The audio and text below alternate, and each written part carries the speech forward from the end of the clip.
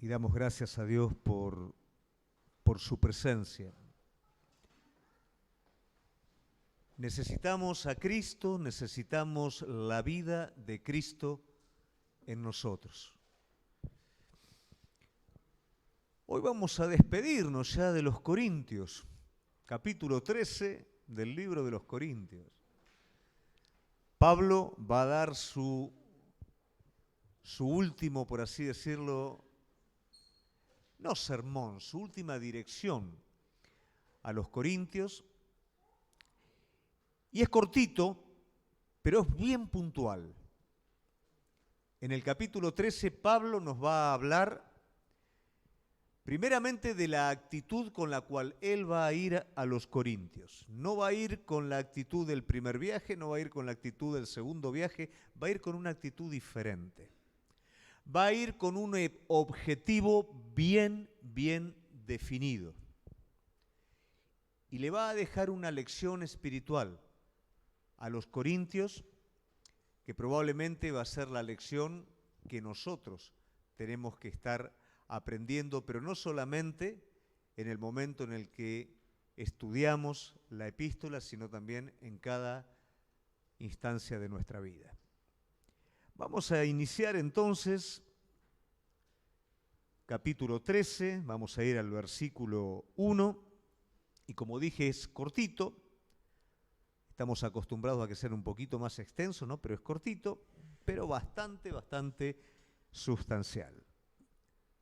Muy bien. Lo tenemos y no lo leemos, no hay problema. Leemos el primero, así le damos tiempo al muchacho. En el primero nos va a hablar acerca del objetivo, ¿correcto? Mejor dicho, de la actitud de Pablo. Dice: esta es la tercera vez que voy a vosotros. Por boca de 2 o 3 testigos se decidirá todo asunto. Recordamos un poquito que los corintios eran inmaduros. Cuando nosotros venimos a Cristo, el toque del Espíritu Santo en nuestra vida, ¿qué es lo que hace? Abre nuestros ojos hacia Dios. Cometemos el error de creer que este toque inicial permite que conozcamos todas las cosas de Dios. Sin embargo, es simplemente un despertar espiritual. Todavía venimos con toda la carga de nuestra vieja naturaleza. No conocemos nada del Señor. Si nosotros nos mantenemos en esa instancia, por supuesto, vamos a permanecer en inmadurez. Pero si nosotros nos dejamos guiar por el Espíritu Santo, vamos a entender lo que es el punto de lo que hablábamos, ¿no es cierto?, al inicio, a lo que Pablo se iba a estar dirigiendo, que es a la edificación de los corintios. Maduramos en virtud a cómo somos edificados. El plan de Dios no es simplemente que la persona conozca a Cristo, es que se salve y es que crezca. Por eso la palabra dice: id por todo el mundo, predicad el evangelio y haced discípulos. Nunca fue el plan de Dios que Pedro fuera un pescador sobrenatural, ¿no? Eso fue simplemente para que Pedro despertara. La pesca milagrosa llevó a un despertar en la vida de Pedro, pero luego tendrían que pasar muchos años mientras que Jesús caminaría con él fuera edificado y se convirtiera en columna de la iglesia. De la misma manera, en la vida de cada uno de nosotros no basta despertar espiritualmente, sino que tenemos que ser sensibles a la edificación del Espíritu Santo en nosotros para no caer en el mismo ejemplo de los corintios. Esta iglesia ya está crecida, ellos de alguna manera evolucionaron en un área, que era en el área de los dones del Espíritu Santo, pero en el área del carácter no crecieron, eran inmaduros. Y esto es un peligro. No existe peligro más grande que vos recibas un don de parte de Dios y que tu carácter espiritual no se desarrolle. Porque te vas a agarrar de ese don, vas a naturalizar ese don y vas a ser un desastre en el cuerpo de Cristo. Mientras que si el carácter se desarrolla, ese don va a poder ser utilizado y manejado apropiadamente por el Espíritu Santo adentro tuyo y va a edificar al cuerpo mientras vos también te seguís edificando. El crecimiento no es una opción, el crecimiento es una necesidad de cada uno de nosotros. Los corintios necesitaban crecer, ser edificados y Pablo, por supuesto, como un hombre de Dios que ama a la iglesia, está totalmente comprometido en esto. Aunque la iglesia le era hostil, pero Pablo decide ayudar a la iglesia a ser edificada. Volvemos de nuevo al versículo 1, dice al 1, bien, esta es la tercera vez que voy a vosotros. Primera vez, Pablo abre la iglesia, ¿no es cierto? Pablo da los primeros pasos en cuanto a lo que es la edificación de la iglesia. El primer viaje en el que Pablo abre la iglesia demora 1 año y 6 meses aproximadamente.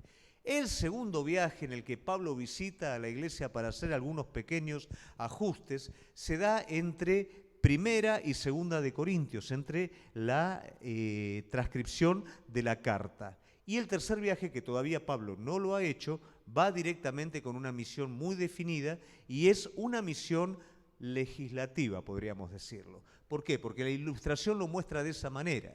Dice, por boca de 2 o 3 testigos se decidirá todo asunto. ¿Qué quiere decir? Pablo no va simplemente a exhortar, no va simplemente a visitar, va a arreglar lo que no corresponde, lo que no está bien. Y estos 2 o 3 testigos probablemente son aquellos que eran parte del equipo de Pablo que entre todos van a estar corrigiendo el error de muchos corintios. Entonces, podemos decir que él va como un juez. Él va a arreglar las últimas cosas. Este tercer viaje tiene como motivo enderezar lo que está definitivamente torcido. He dicho antes y ahora digo otra vez como si estuviere presente y ahora ausente lo escribo, a los que antes pecaron y a todos los demás, que si voy otra vez no seré indulgente. Cuando Pablo está marcando los que antes pecaron, no quiere decir que les hace recordar a los pecadores su pecado.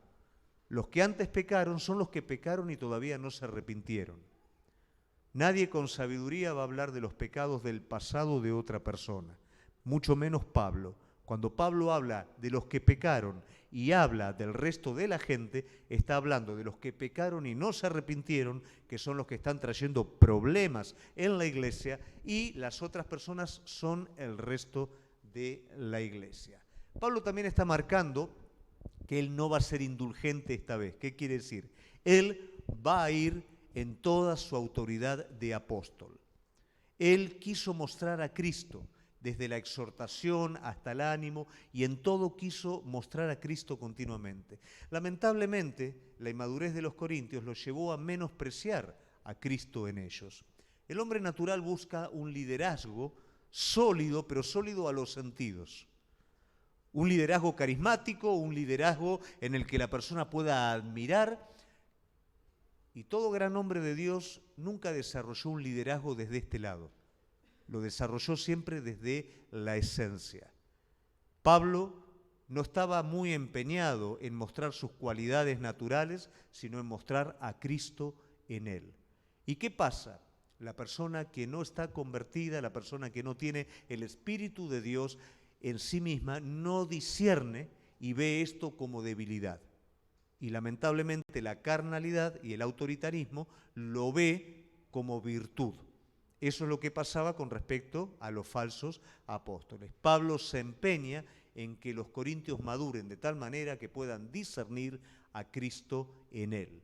No va a ser algo raro, sino que va a moverse como Cristo se movió. Y eso es muy importante en la vida de cada uno de nosotros para que no seamos engañados. En la medida que conocemos a Cristo y aprendemos a discernir la vida de Cristo en las cosas, en otras personas, vamos a ser edificados y no vamos a ser fácilmente engañados. Si tenemos expectativas naturales en el hombre, probablemente vamos a ser confundidos y vamos a ser engañados. pues buscáis una prueba de que habla Cristo en mí, el cual no es débil para con vosotros, sino que es poderoso en vosotros. Acá empieza de nuevo Pablo con un juego de palabras, ¿no? ¿Qué es lo que pasa? Los corintios ponen en tela de juicio de que las palabras de Pablo son palabras de Cristo, son palabras de verdad, porque ellos siguen menospreciando a Pablo. Muchas veces ocurre que al menospreciar la autoridad no se hace ni más ni menos que justificar el error propio. Entonces se forma un ciclo. Este hombre de Dios no tiene autoridad, entonces yo tranquilamente puedo moverme en mi error porque no le voy a hacer caso a lo que este hombre de Dios me está diciendo que yo no hago de la forma correcta. No lo respeto, no es autoridad para mi vida, entonces yo sigo y continúo en mi error. ¿Qué me va a venir a decir él? Por ese motivo, dice Cristo en mí, el cual no es débil para con vosotros, sino que es poderoso en vosotros. Ese mismo criterio que tienen ellos de menosprecio, ¿no es cierto? Y ver a Pablo como algo pequeñito es, como todo lo que es espiritual, inversamente proporcional. Lo que ellos declaran que es debilidad es fortaleza. Y ellos, al tener esa lucha adentro, o al ser participantes de que lo veo a Pablo débil y yo considero que eso no es lo que corresponde, eso es el testimonio de Cristo en ellos. Ellos están luchando interiormente. Ellos están luchando al decir este hombre es débil, pero a su vez también están reconociendo que esa debilidad es fortaleza. Todavía no dan el brazo a torcer, pero adentro de ellos la reconocen. Es un poquito rebuscado el asunto, pero lo que está diciendo Pablo es: la debilidad que ustedes ven en mí es la vida de Cristo. Y si ustedes ven debilidad, están viendo la vida de Cristo, entonces eso es fuerza, eso es fortaleza. En mí y en ustedes también. En ustedes todavía no lo aceptaron, pero es el poder de Cristo trabajando. ¿Se entiende más o menos? Es un tanto rebuscado, pero es un poco la realidad, ¿no?, de lo que estaba pasando en ese momento. Porque aunque fue crucificado en debilidad, vive por el poder de Dios, pues también nosotros somos débiles en Él. Ahí tiene un poquito trae luz sobre el versículo anterior. Pero viviremos con Él por el poder de Dios para con vosotros. El hombre natural tiene una manera de catalogar el poder y es una expresión espectacular de las cosas. El poder espiritual se mueve desde un lado completamente diferente. Cuando Dios le quiere hablar a Elías, no le habla mediante los vientos, el fuego, el terremoto, le habla a través de un silbo apacible que para Elías es mucho más fuerte que cualquiera de las otras señales. Muchas veces nosotros buscamos y esperamos señales, y estamos endurecidos a ese silbo apacible. Ese silbo apacible es mucho más fuerte que cualquier señal externa. La palabra de Dios dice que todas las voces que hablan a la mente del hombre no permanecen, pero sí permanece el consejo de Dios. El consejo de Dios no llega necesariamente de manera espectacular, llega de manera incisiva y profunda. Muchas veces peleamos con el consejo de Dios adentro de nuestra vida, que era lo que estaban haciendo los corintios.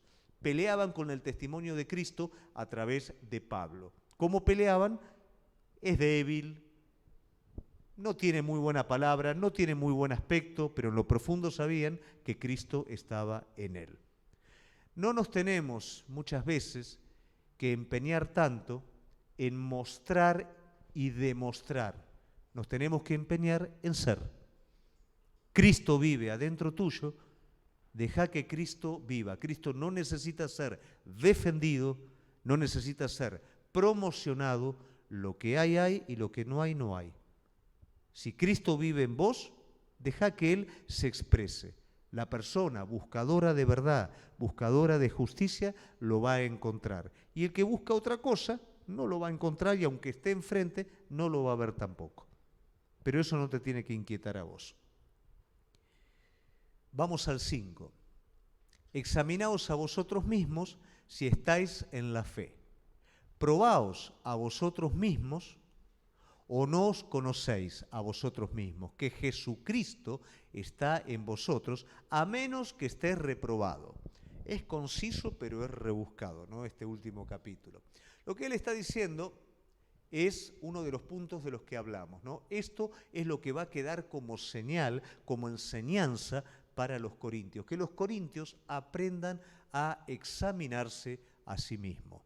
Eso es lo que nosotros tenemos que estar haciendo. A veces caemos en dos errores.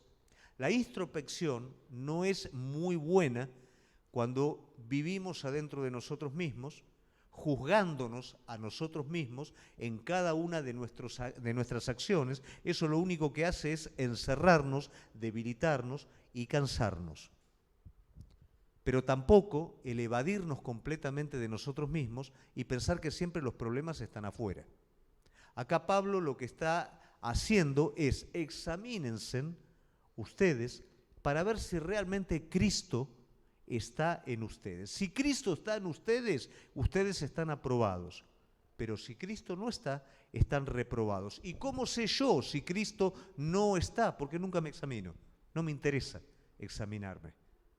No me interesa saber si soy yo el que está equivocado o no. Siempre el otro va a estar equivocado. Siempre el problema va a estar afuera.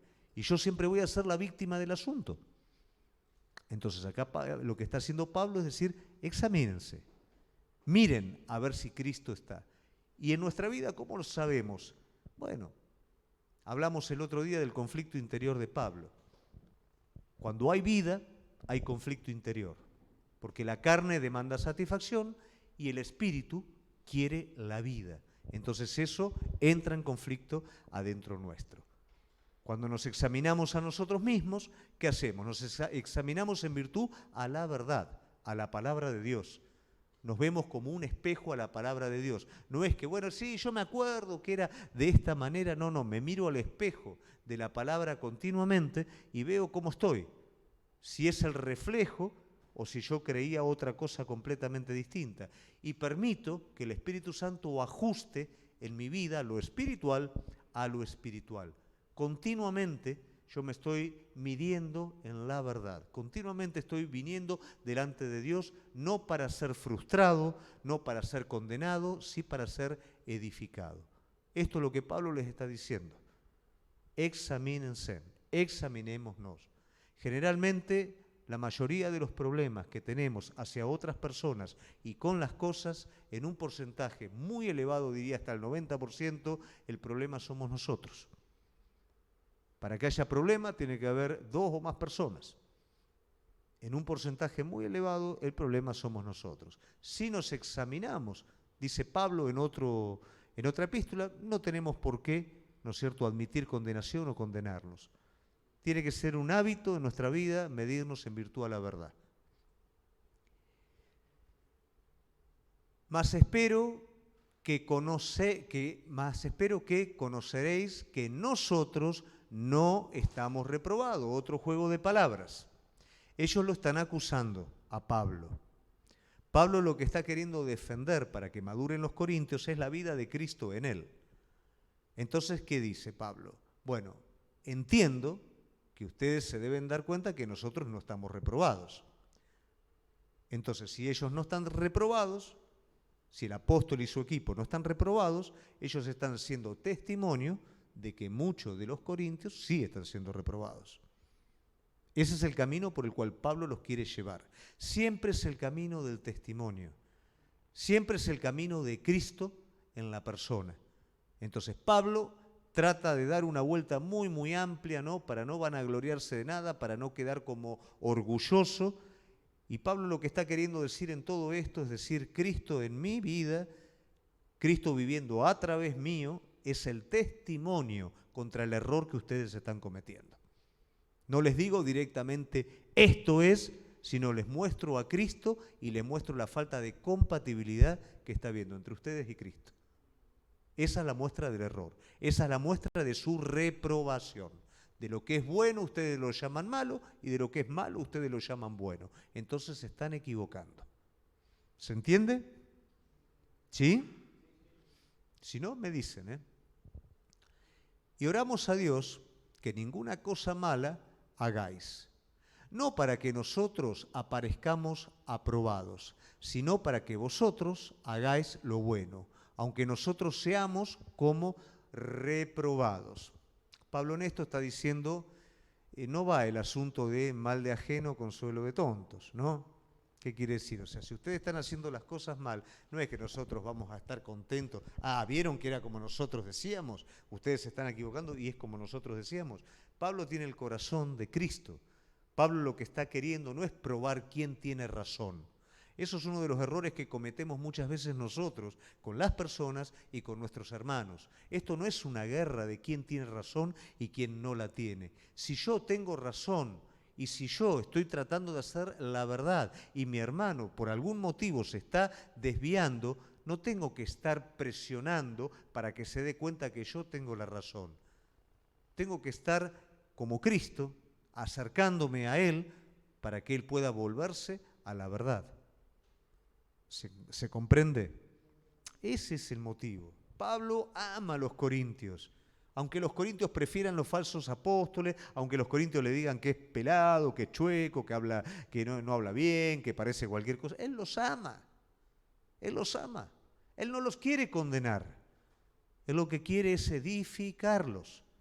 Esa iglesia, Él quiere que sea una iglesia que no se desvíe cuando Él no está, sino que sea una iglesia que dé fruto. Y la manera de dar fruto es que los corintios maduren. Si ellos no maduran, no va a dar fruto y como viene la mano se van a terminar desviando.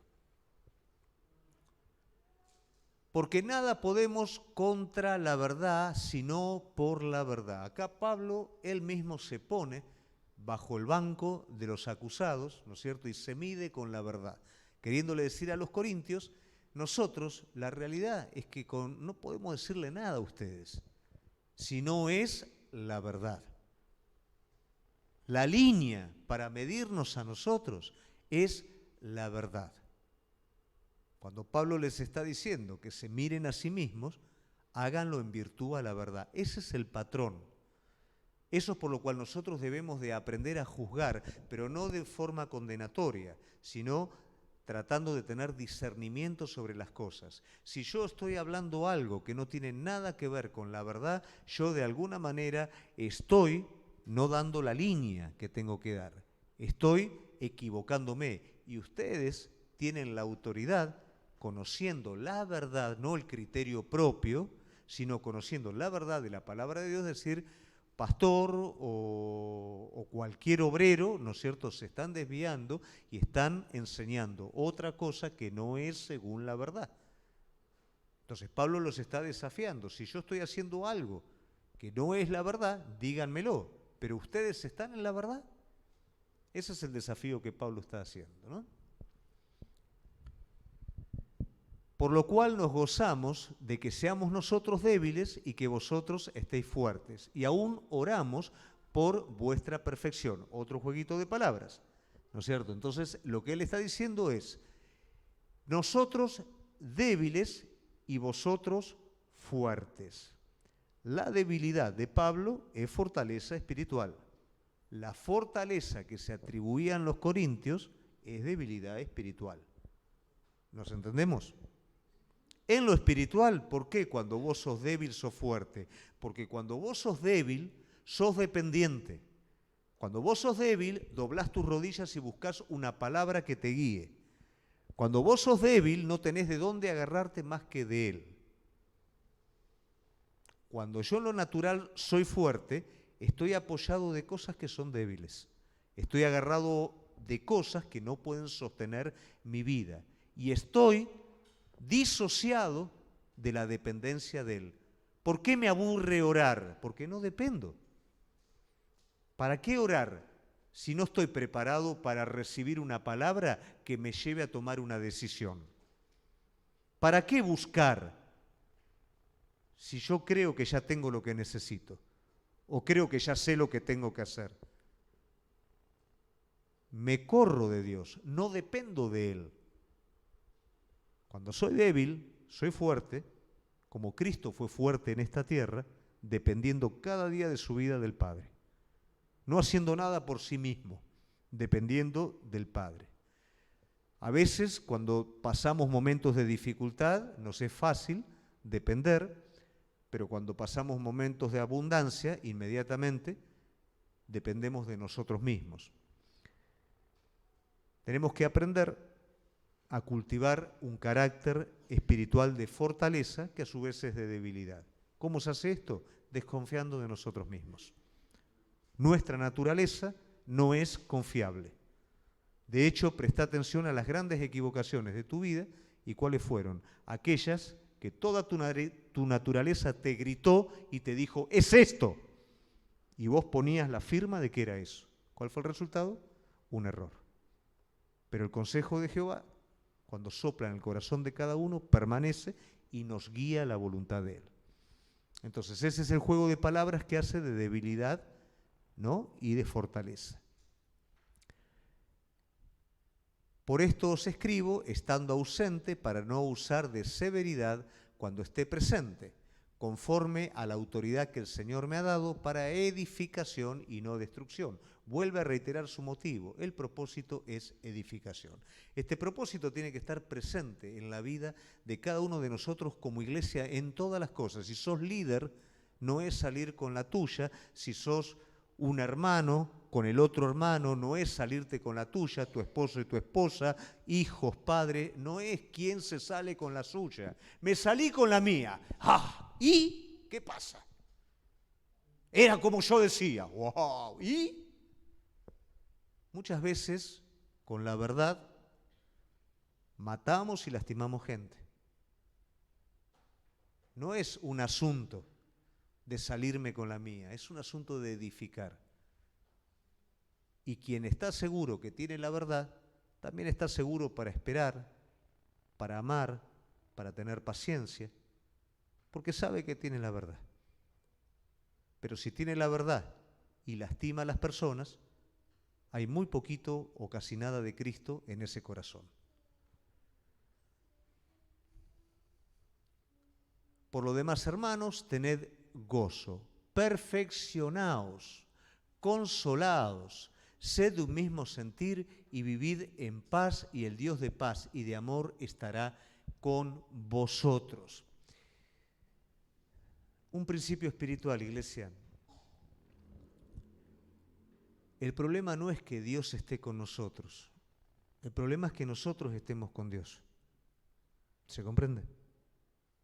Dios está con cada uno de nosotros, pero no siempre nosotros estamos con Él. A veces no lo siento. ¿No será acaso que eso es un poco de misericordia de Dios que permite un poquito de sequedad en mis sentimientos para buscarlo un poco más? A veces me confundo, dice la palabra de Dios, que podemos pedir sabiduría con fe. A veces Dios permite cierta hambre o cierta sed con el propósito de un acercamiento más profundo, pero Él siempre está. Los que a veces no estamos somos nosotros. Entonces, cada vez que nosotros sintamos que nuestros cielos son de bronce, que Dios no escucha nuestras oraciones, en vez de mirar a Dios, mirémonos nosotros mismos. ¿Cómo estamos nosotros? ¿Cuánto me estoy acercando? Dios no me contesta. ¿Lo buscaste? Estamos ayunando y no siento nada.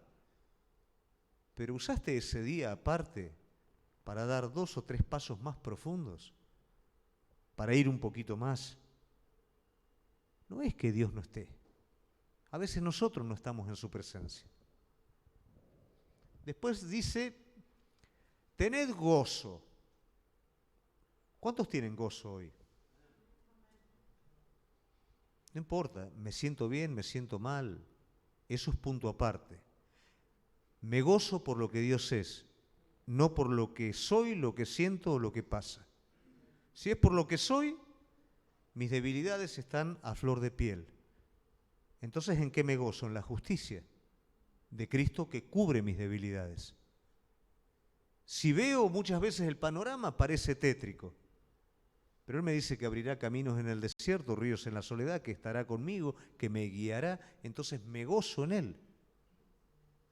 No en lo que siento, en lo que pasa, en Él. Si no, Pablo nunca podría haber escrito Filipenses. La escribe dentro de una cárcel.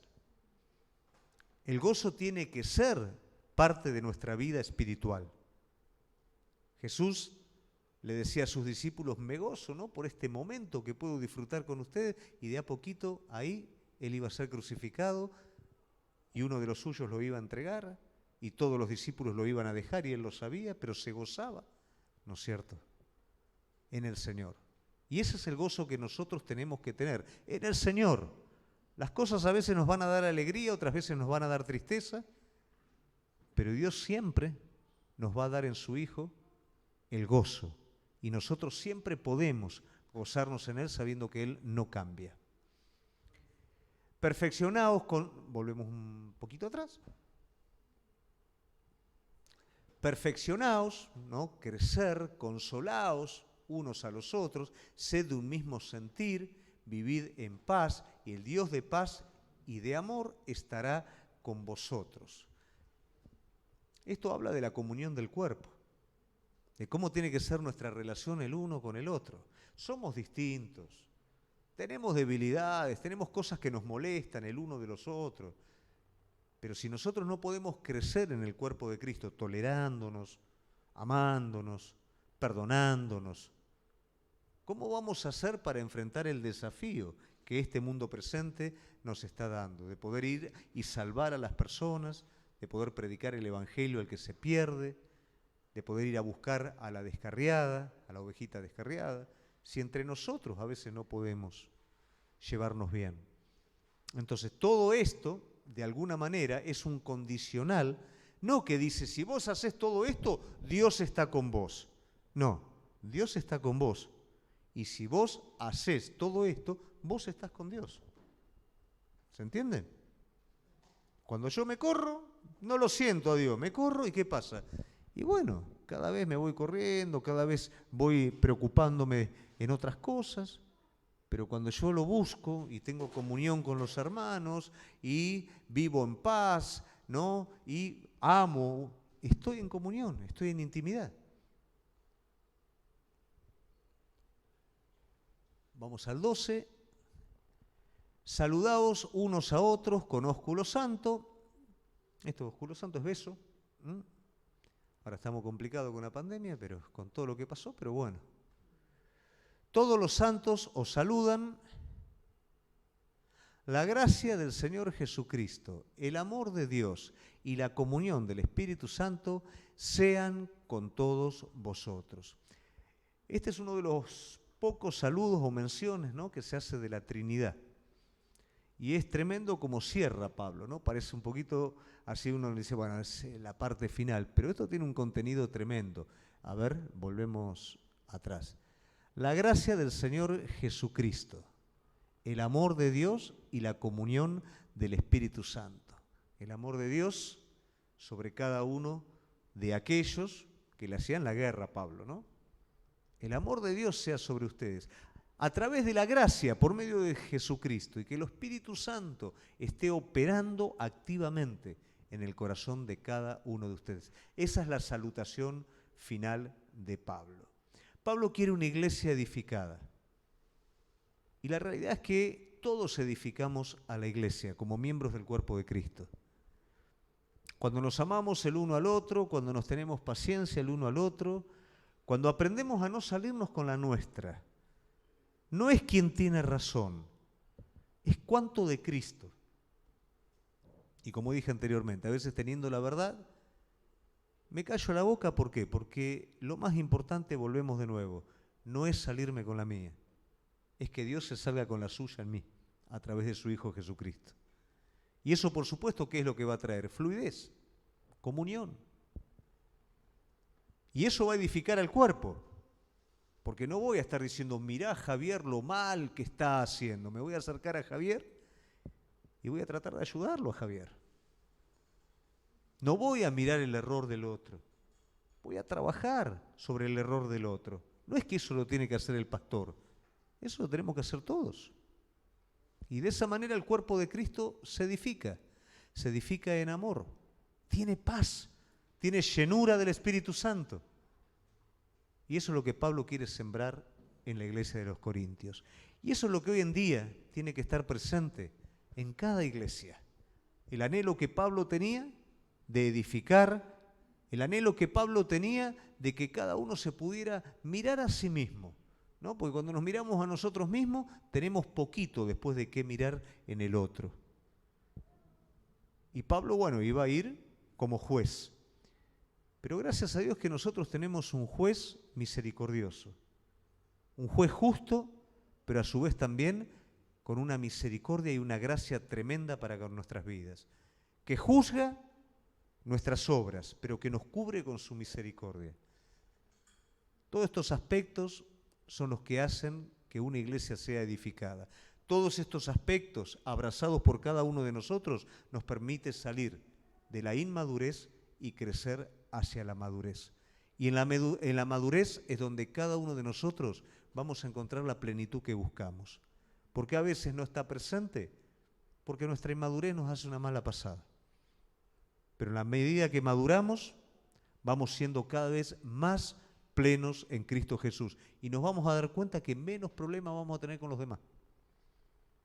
Y en todo eso vamos a reflejar la gloria de Dios a través de la vida de cada uno de nosotros. ¿Amén? Entonces vamos a tomar el ejemplo de Pablo. Vamos a ver del error de la iglesia y vamos a aprender. Apocalipsis nos hace un paneo, ¿no?, de muchos errores de la iglesia.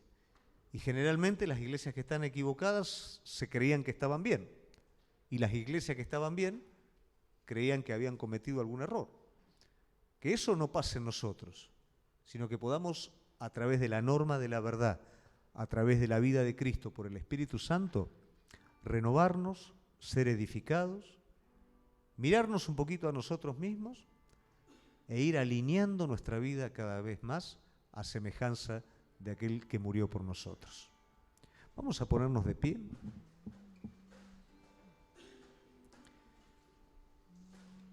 Y vamos a tener un tiempo en la presencia del Señor, que finalmente es lo más importante.